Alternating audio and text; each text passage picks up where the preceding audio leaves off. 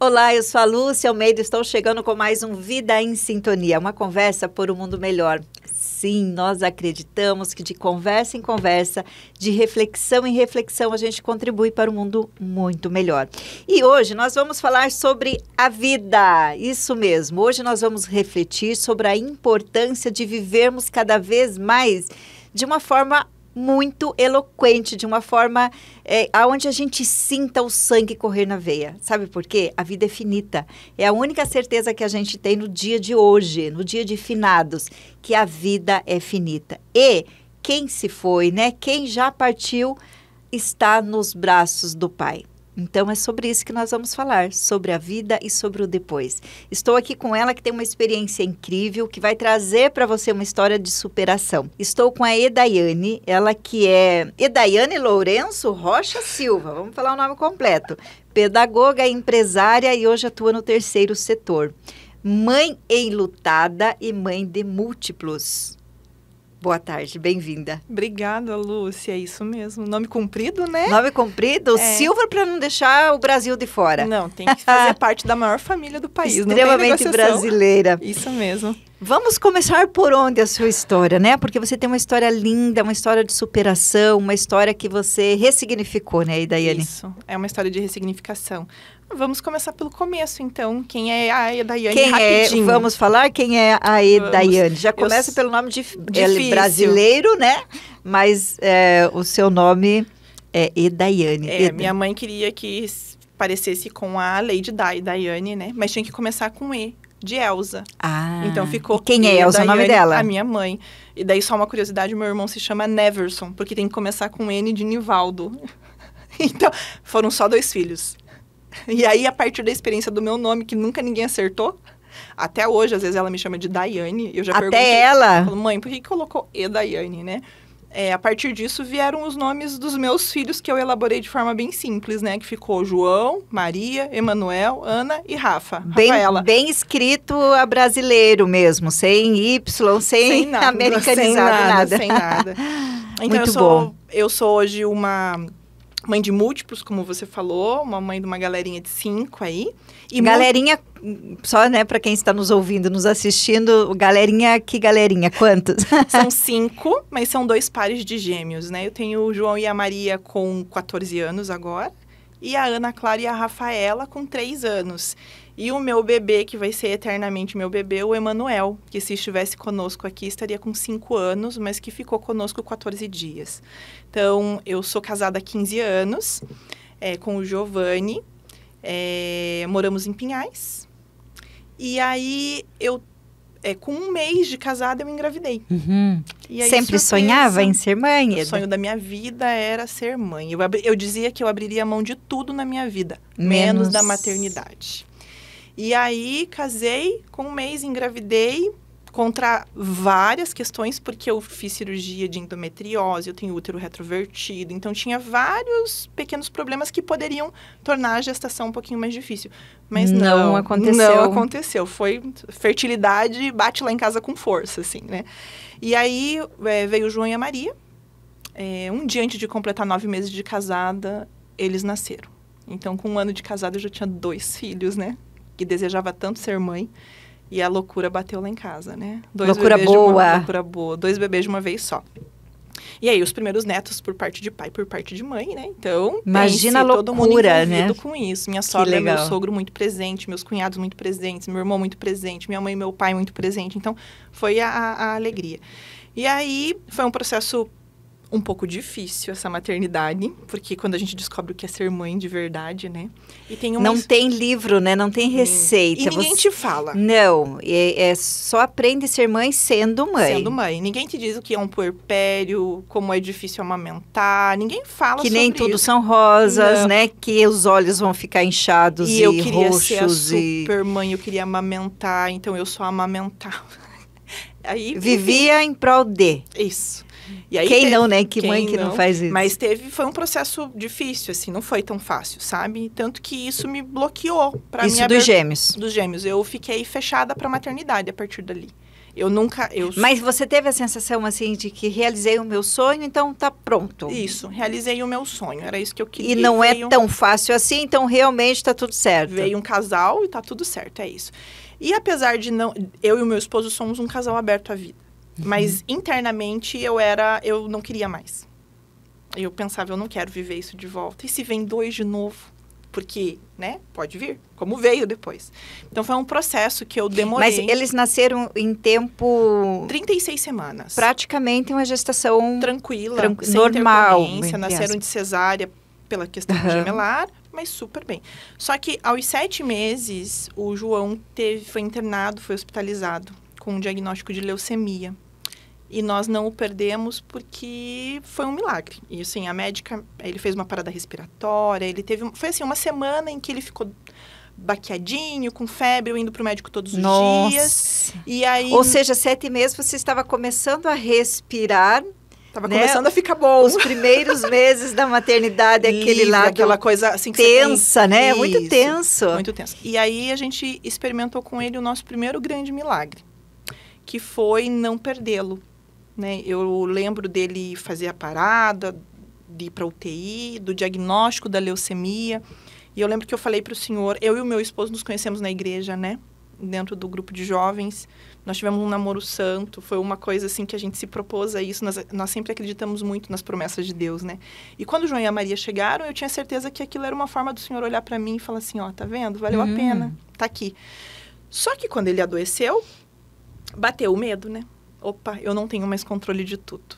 E eu não tenho controle sobre a vida daqueles que eu mais amo, que são os meus filhos. E aí foi a primeira grande experiência do amor de Deus de verdade, assim. Né? Eu amava muito aquelas crianças, mas a partir daquele momento eu entendi que existia algo maior.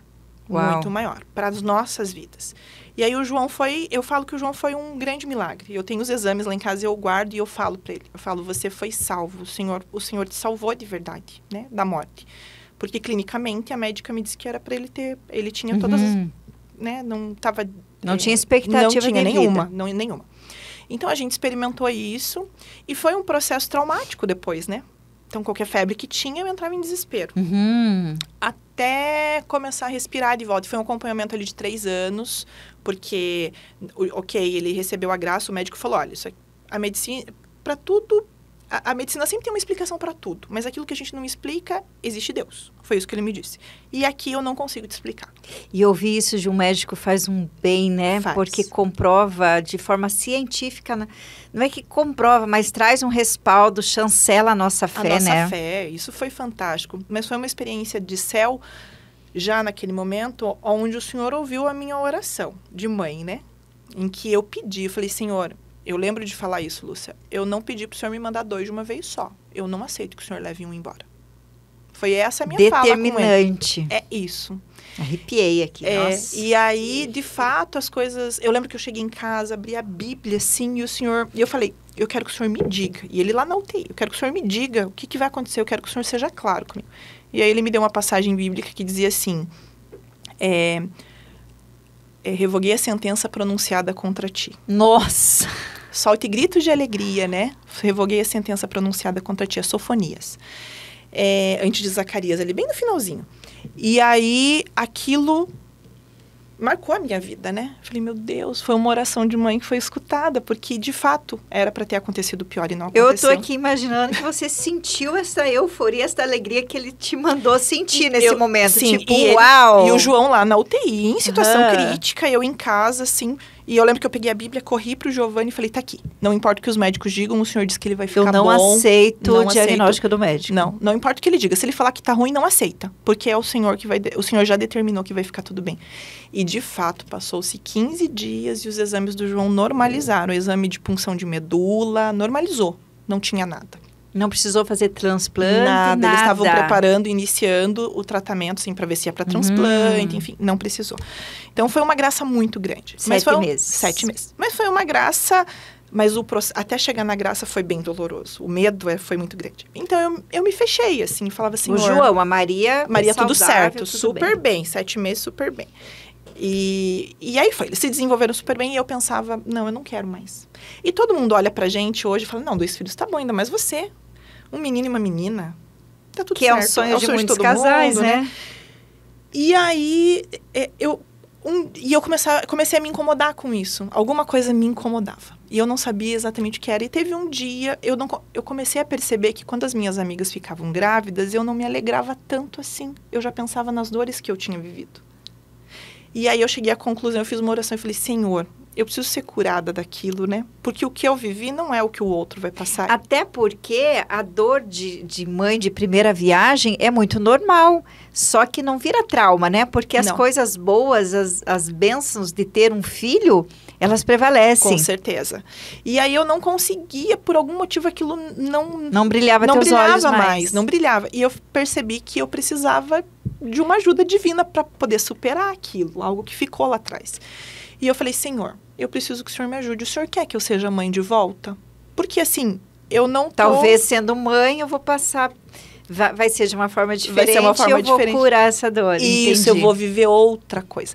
E eu lembro que eu fui para um retiro no fim de semana seguinte. E uma colega falou assim, eu vou te dizer uma coisa, mas eu acho que você não vai gostar. Já sabendo de como eu vivia a maternidade das minhas amigas, né? Eu falei, ela falou, eu vejo você gerando um menino. Você vai ficar grávida de um menino. E aquilo foi uma resposta para mim. Foi uma resposta. E passado um tempo, e isso assim, eles estavam já com uns 3, 4 anos, Lúcia. 3, 4 anos. E eu comecei a rezar por isso. Eu falei, bom, Senhor, se é da tua vontade, eu preciso que o Senhor me ajude. Porque o Senhor sabe o que eu carrego. Então eu preciso curar isso.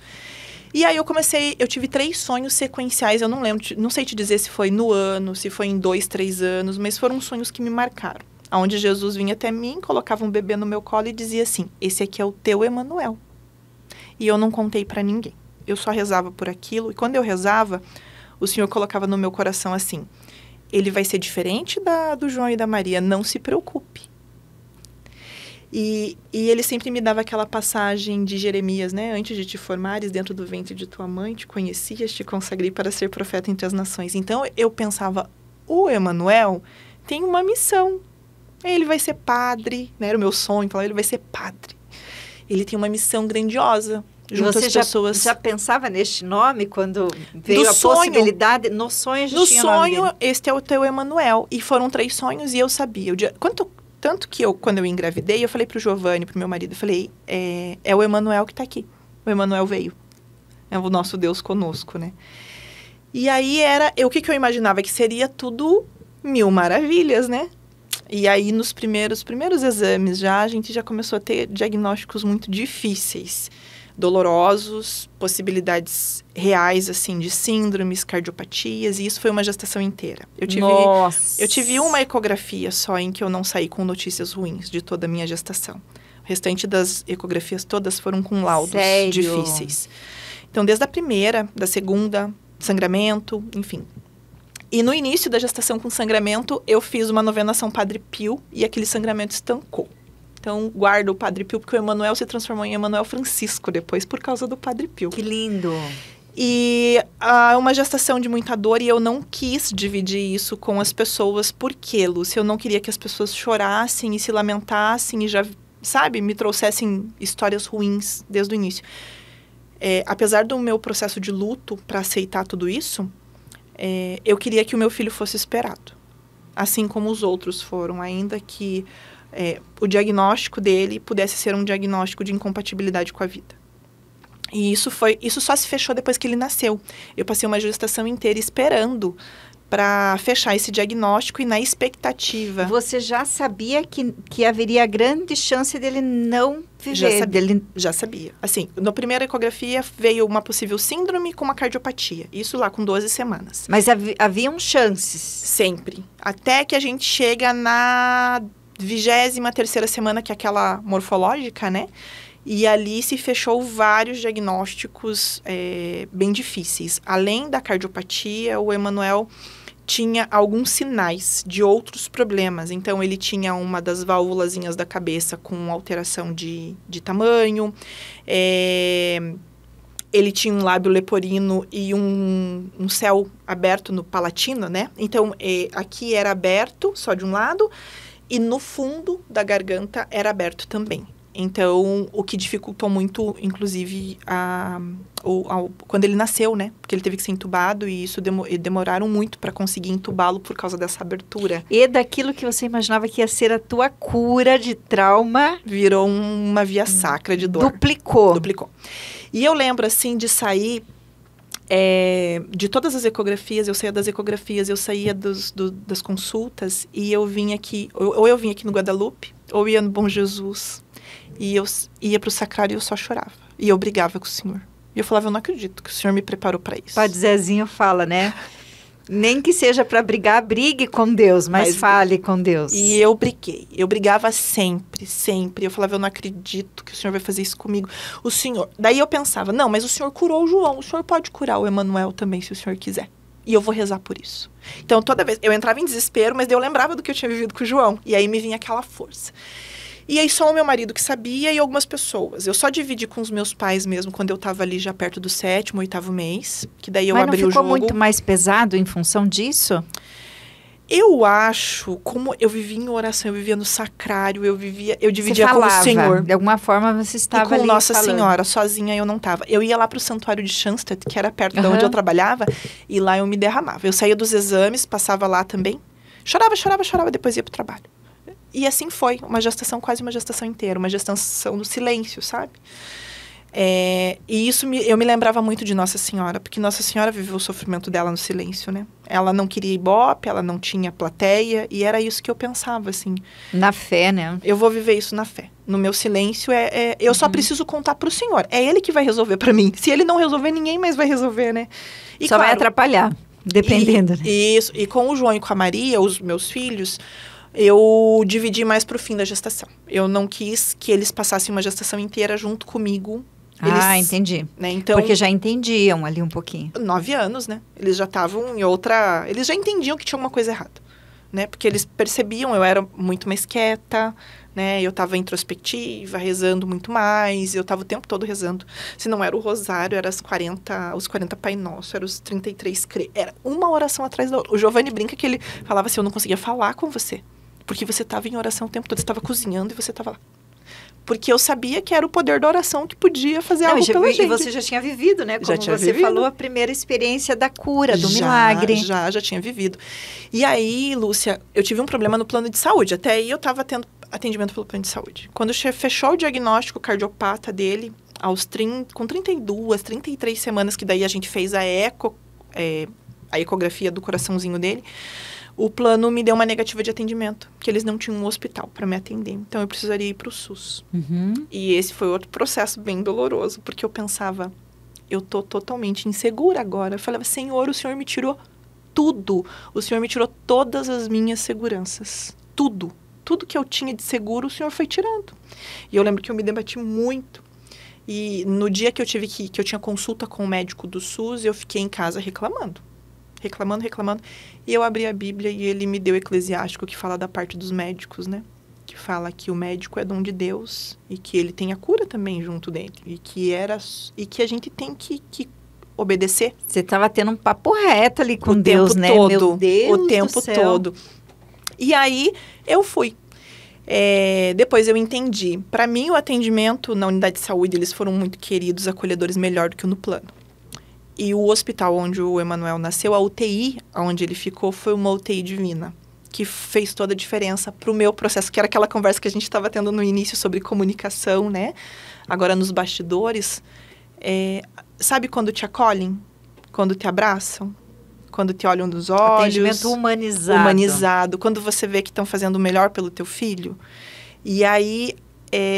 o Emanuel foi para o hospital evangélico. Ele nasceu lá no evangélico e ficou na UTI NEL de lá, onde eu fui muito bem atendida com ele dentro da UTI NEL, né? Hoje eu entendo que o Senhor fez tudo isso para me colocar no melhor lugar para ele, para o Emanuel, não para mim. Foi a melhor UTI. Deus prepara tudo, né? Ele é perfeito, né? E a gente, na nossa pequeneza, a gente desconfia, a gente... se debate. E aí, indo para o final, para o parto, né, em si, eu vivi um período, inclusive no meu trabalho, muito realizador no período que eu estava gestando o Emanuel. Eu fiquei à frente de um programa de pré-aprendizagem para adolescentes na prefeitura, eu era funcionária pública na época, né? E a formatura dos nossos adolescentes foi uma semana antes do Emanuel nascer.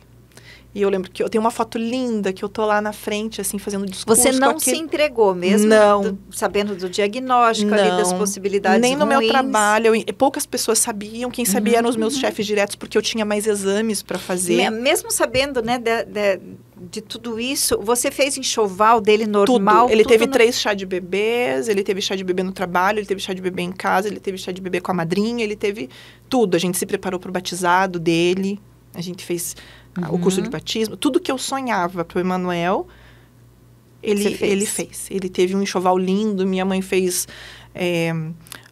a minha mãe que costurou o lençol, aquelas proteções de berço, foi toda ela que fez, até o mosquiteiro do berço, foi ela que fez.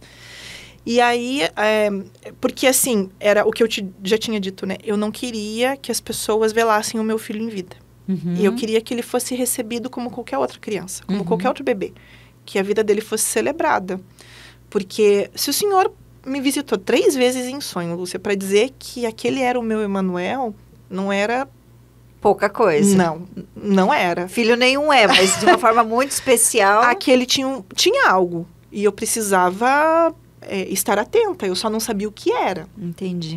E eu não... Nesse período, sempre acreditando num milagre. Que ele ia nascer, que não ia ter uma cardiopatia, ou que aquela síndrome não ia existir, que, né? Que ia ser reversível. Ia ser reversível. Assim como foi com o João. E aí, ele nasceu... Uma semana antes dele nascer, foi o chá de bebê que a minha mãe preparou pra gente. E eu queria muito que ele nascesse no dia 8 de dezembro, porque é o dia da Imaculada. E eu pensava assim, a data prevista do parto era bem pertinho do dia 8, sabe? Eu falei, bom, se passar uns dias vai dar certinho no dia 8 e vai estar dentro do prazo dos 40 semanas ainda. Então, se nascer dia 8 de dezembro, eu falava assim, mãe, se nascer dia 8 é sinal de que o milagre é completo. Eu posso ficar tranquilo, que vai dar tudo certo.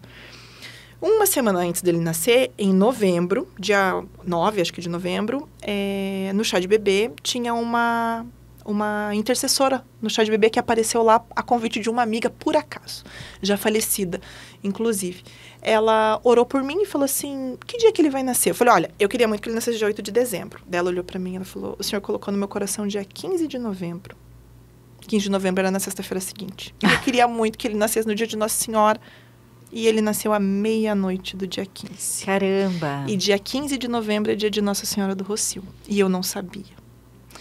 E aí, aquilo foi como se o senhor falasse assim, ó, não é aqui, mas eu vou te dar um sinal.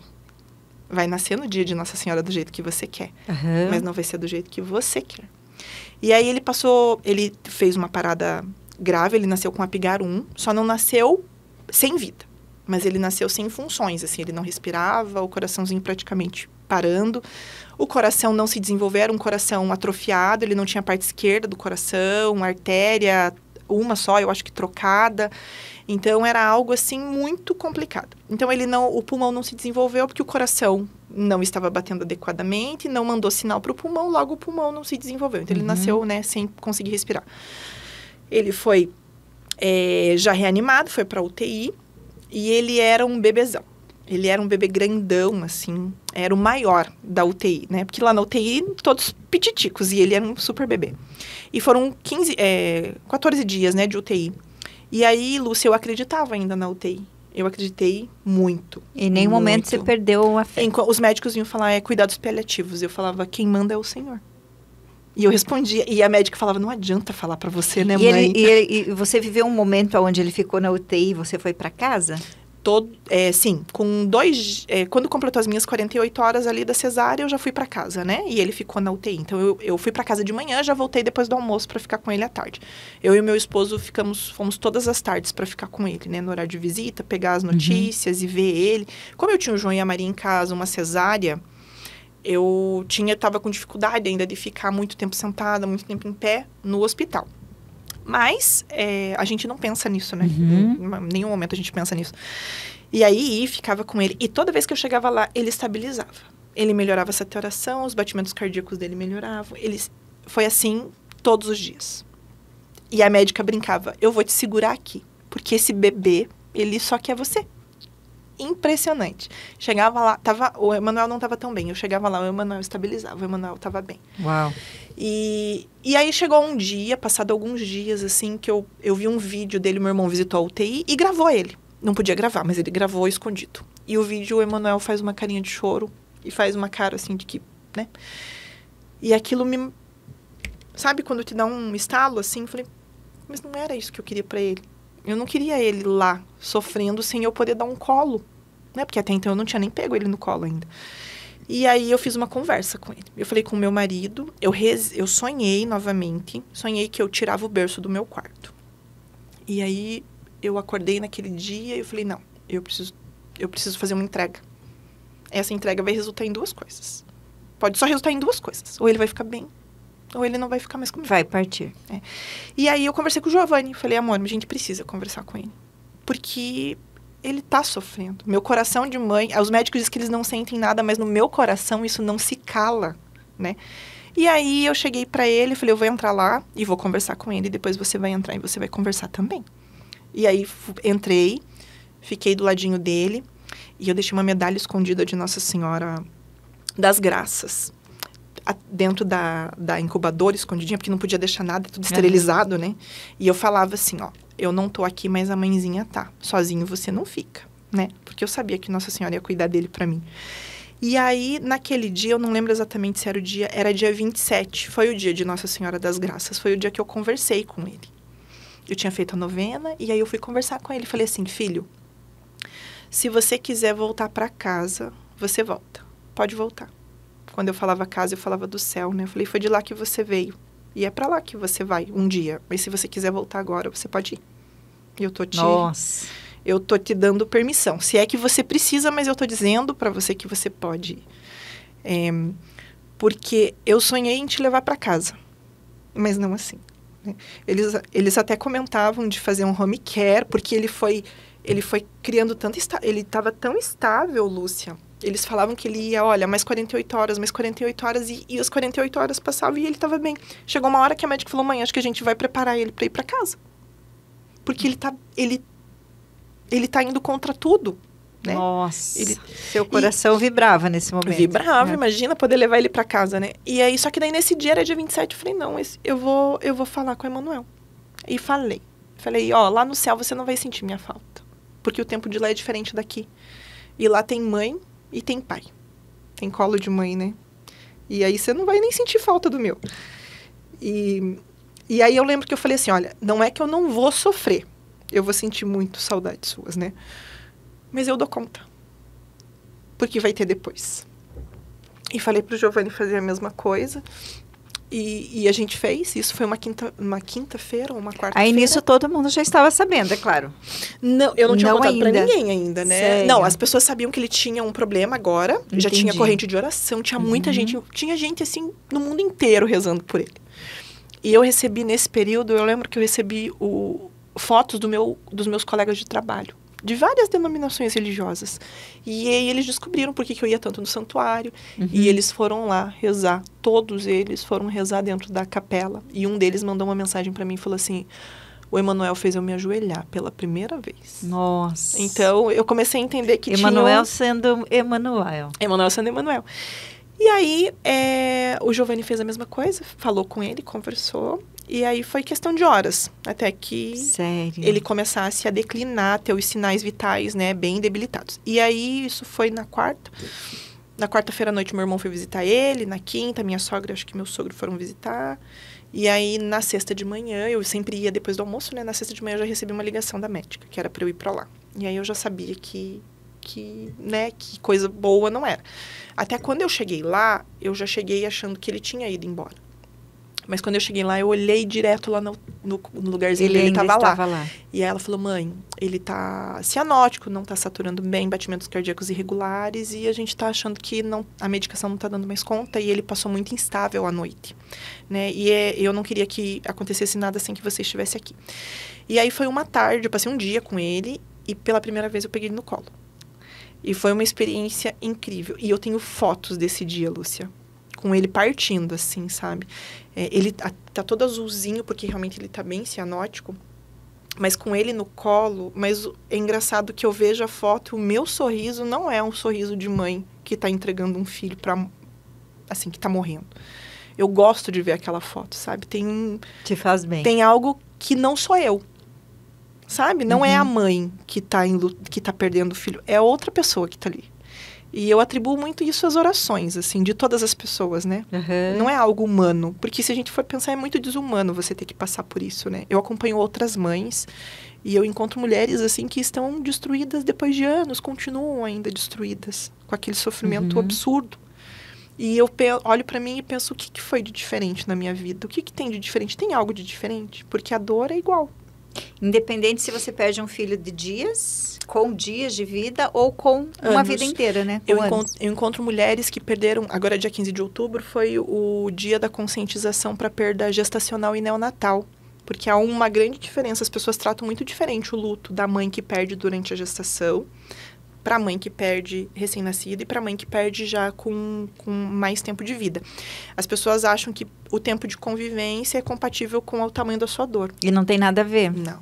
Eu encontro mulheres tiveram gestações de 3 meses, 12, 11 semanas, que 6 continuam semanas, com a mesma dor. Porque é o filho dos sonhos, né? É um pedaço que é dela que não tá ali. Foi embora. É algo que a gente não viveu. A gente sempre fala que a gente sofre, a gente chora pelo que a gente não viveu com eles, porque era muito sonho, era muito desejo de ter eles. Que foi tirado, né? Foi tirado. Humanamente, você pensa assim, foi arrancado de minha possibilidade. Foi.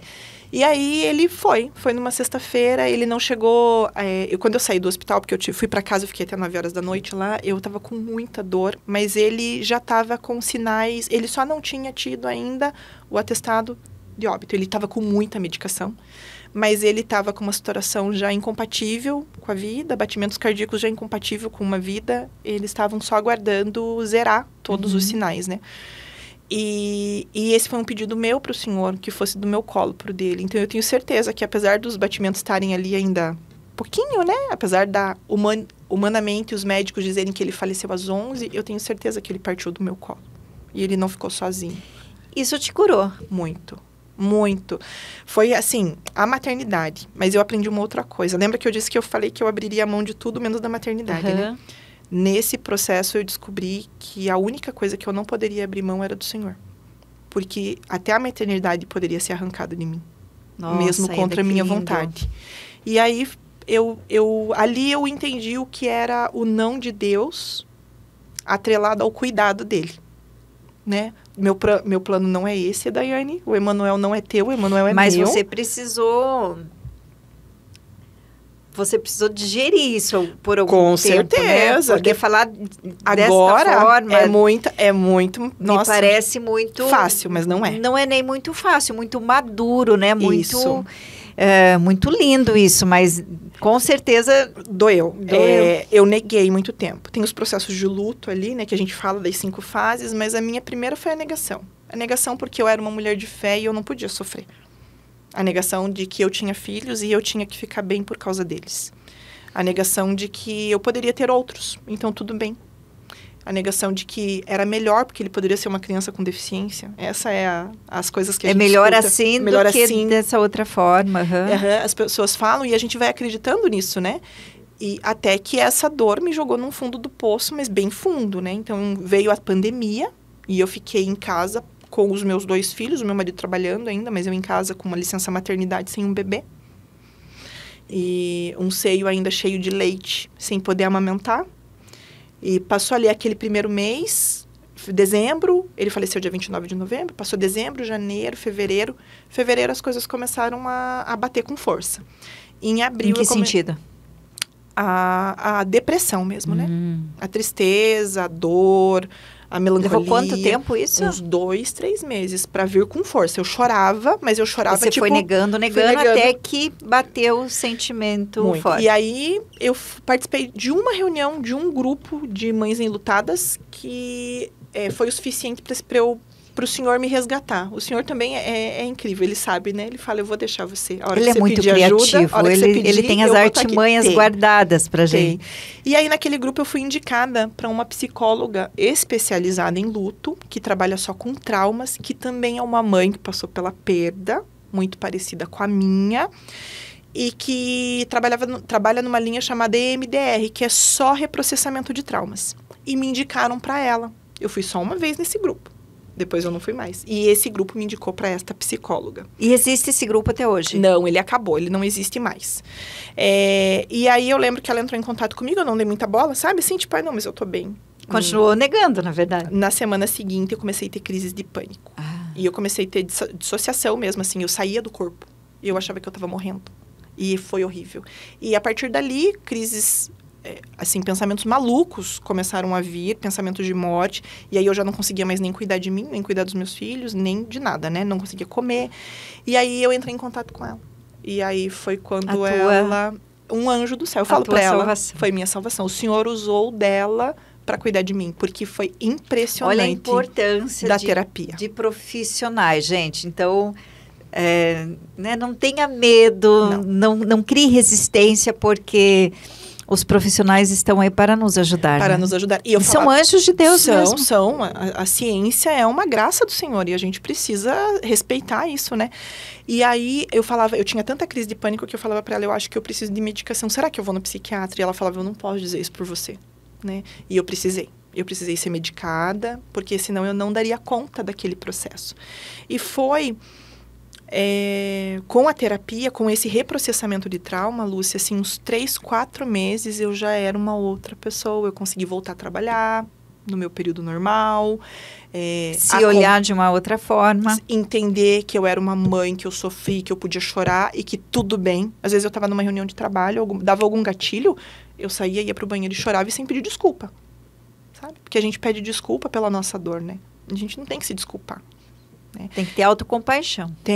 Antes de qualquer coisa, a gente precisa ser gentil com a gente. Uhum. Você, mulher que está nos acompanhando, se você conhece alguém, seja gentil. Acolha a sua dor. Aceite. Porque é a partir disso que você acessa, né? Essas coisas tão íntimas e que só você sabe. Só você sabe. Mas se você não se permitir isso, você fica camuflando, né? Sim.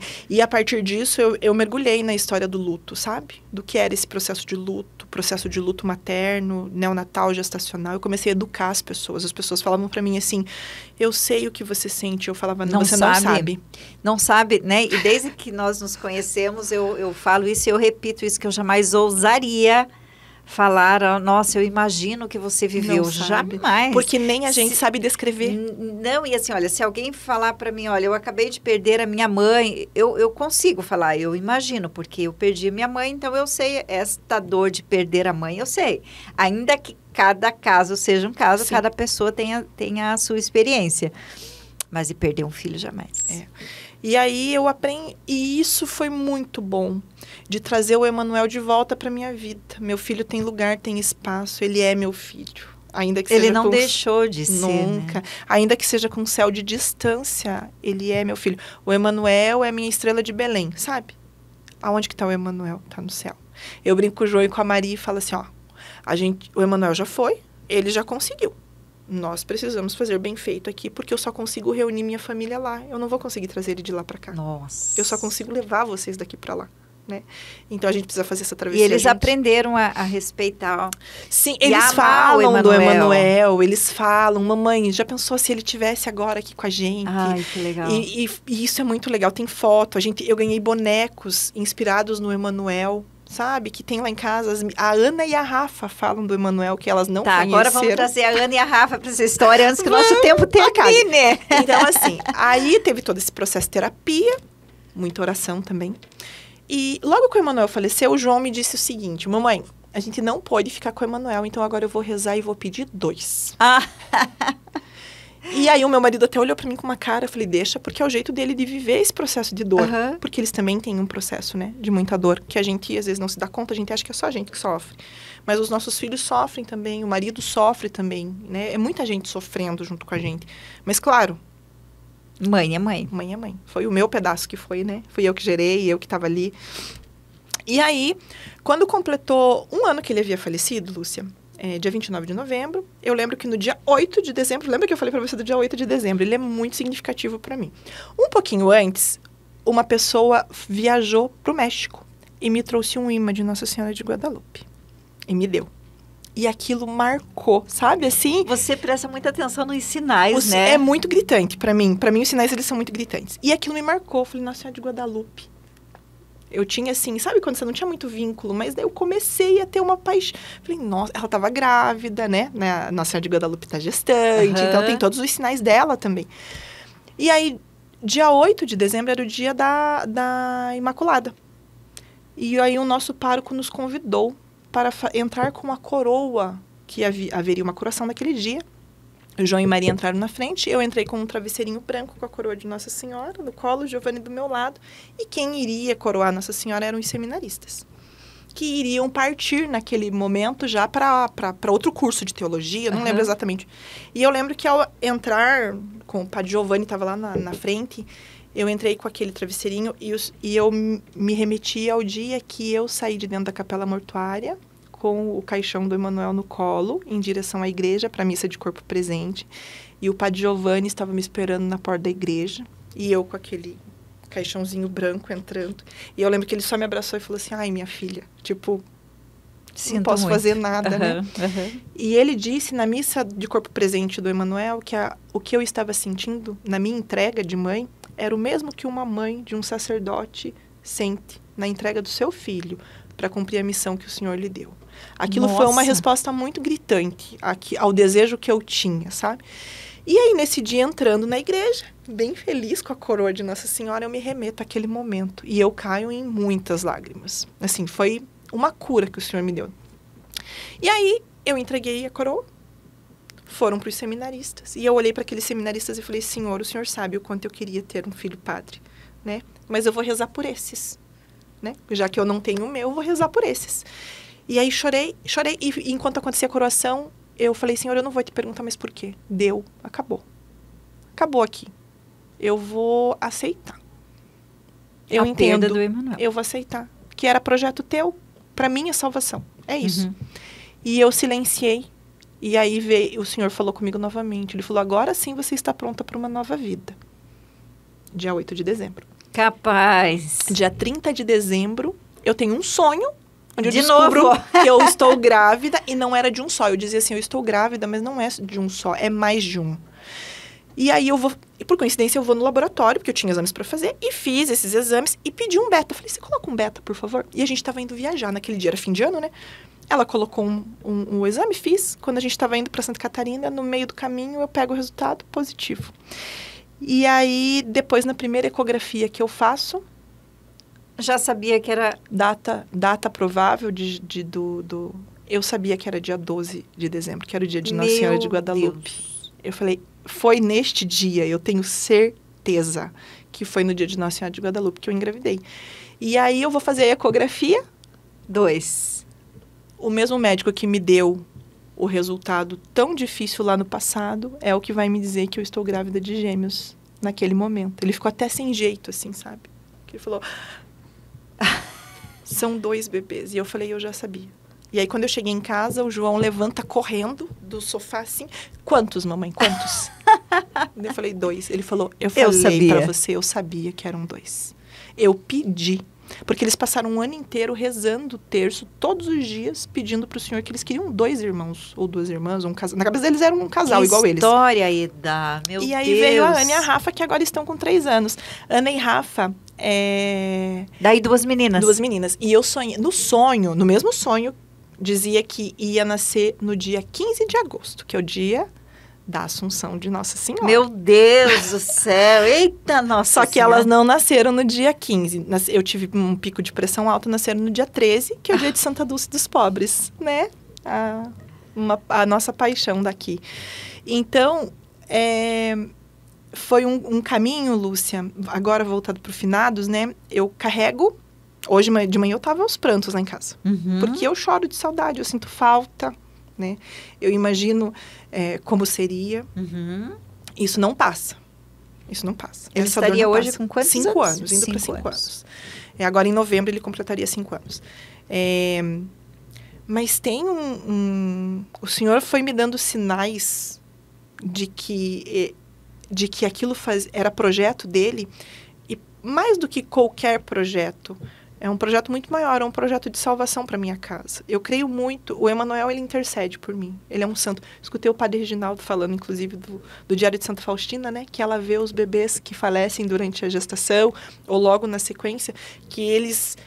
Santa Faustina teve essa visão, o Senhor disse a ela que esses bebês estão junto dele no trono, intercedendo pelas suas famílias, intercedendo por nós aqui. Mas, Eda, isso tudo, né, que você fala, de novo quero trazer isso, né, da importância desta terapia, desta oração junto, né, de mãos dadas ali, a oração e a ação, para você conseguir ter essa ressignificação na vida. Sim. Porque na maioria das vezes... Eu não diria a maioria, porque eu não tenho esta experiência, mas é perceptível a dor de uma mãe que, às vezes, fica enlutada por muito tempo. Enlutada você mas nós somos. Vivendo o luto, né? Sofrendo. Daquela forma, mas sem conseguir ter esperança de um dia melhor. Porque quando a gente está no processo de luto, a sensação que a gente tem, quando a gente está vivendo esses primeiros momentos, é assim, que nunca mais eu vou conseguir ser feliz. Que me foi tirado esse direito. Inclusive, porque às vezes eu até me sinto feliz, mas eu não consigo nem me expressar. E eu não tenho esse direito, talvez, eu não né? tenho, é eu que tiro esse direito de mim. Eu tiro esse direito, é como se eu... E o que você diria para essas mães que estão vivendo isso neste momento, sabe? Porque, daí, de novo, né? Cada história vai ter a sua história, cada pessoa vai reagir de uma forma, e tudo bem sofrer, viver o luto, ele é permitível, ele é importante. Tem que ser vivido. Ele é necessário, mas vai chegar um momento que você precisa resgatar a sua vida. Sim. A nossa vida, e eu acredito muito nisso, a minha vida, ela é... Eu vivo ela da forma que eu consiga... Dar conta. Assim, é um dia de cada vez, às vezes no início é um dia de cada vez. E ainda que você tenha ali 4 outros filhos presentes aqui. Sim, sim. Às vezes é um dia de cada vez. Tem dias que eu não tô bem e a terapia, em especial a MDR, ressignificou muitos traumas, porque o Emanuel foi a cerejinha do bolo. Eu carregava muitas outras coisas comigo, né, Lúcia?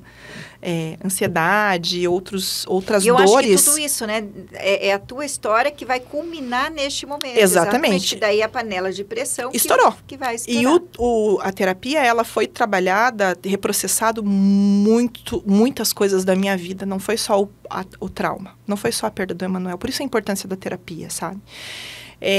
Você faz ainda terapia? Hoje, agora, neste momento, não estou. Mas agora, neste momento, eu abri mão para os filhos, porque a Duda está fazendo o mesmo processo que eu. Ela precisou também. Entendi. Né? Então, os meus grupos terapêuticos hoje são os grupos de mães que nos auxiliam. Não é a mesma coisa que a terapia, mas ele é terapêutico, né? Porque você fala, porque você ouve, porque você é escutada. Partilha, você tem a tua dor uhum. validada, porque isso é muito importante. Quando te aceitam.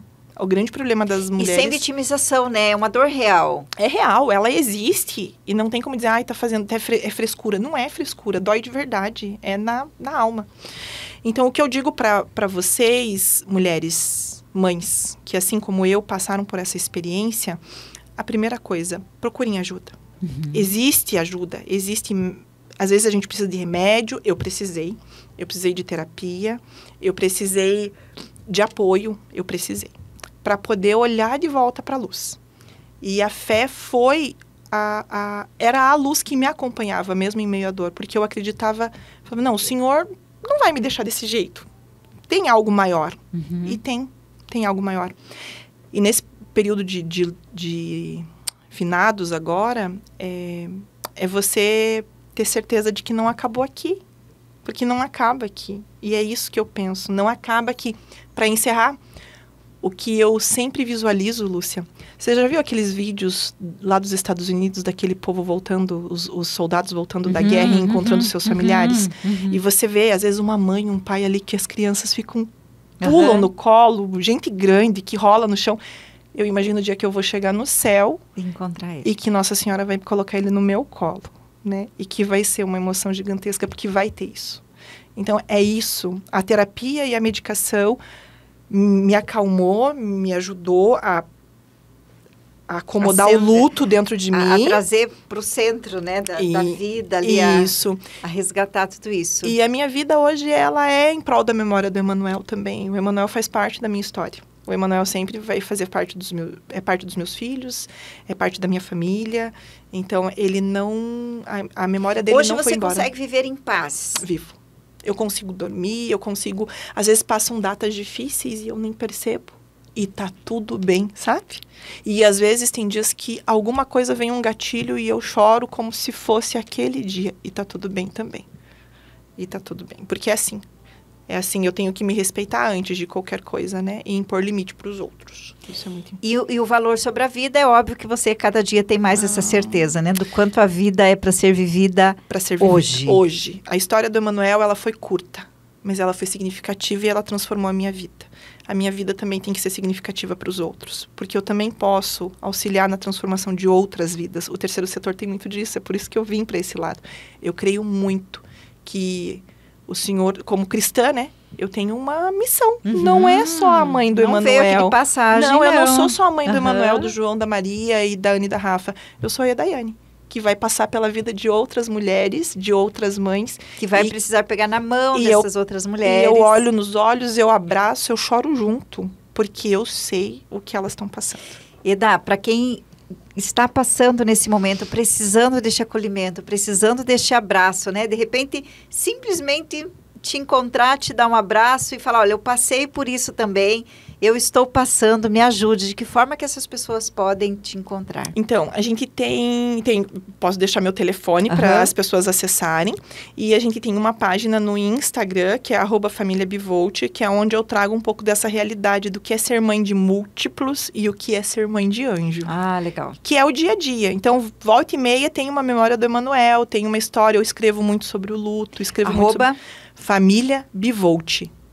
E pode deixar uma mensagem lá em qualquer um dos posts lá que eu encontro e aí eu retorno. Sensacional. Muito obrigada, viu? Que partilha linda, que história linda. E que honra ter você aqui nesse dia compartilhando nessa história para a gente ter cada vez mais esta clareza, esta certeza de que sim, a vida ela é finita e a gente precisa se amar, se respeitar para a gente poder amar aquelas pessoas que estão com a gente de uma forma muito tranquila, muito leve, porque é isso que Deus deseja para nós, né? Que sejamos pessoas felizes. Sim. E que a gente celebre também hoje, que a gente reze pelos nossos entes queridos, nesta certeza de que estão lá pertinho de Jesus, ao lado de Nossa Senhora. Com certeza. Meu pai e a minha mãe, eu não tenho dúvida. Quando eu vou fazer um evento, quando eu vou fazer palestra, eu sinto a mão deles, sabe? A bênção dos pais, eu tenho certeza que eles falam assim, vai, filha, vai que nós estamos com você. E isso é sinal de céus. Não tem como explicar, porque as pessoas que não creem, acham que a gente é louca. Mas só a gente sabe o quanto isso é real. Vou ficando por aqui, fique com Deus. Eu volto na semana que vem com mais um Vida em Sintonia, porque olha só, é a vida em sintonia. Em sintonia. Obrigada.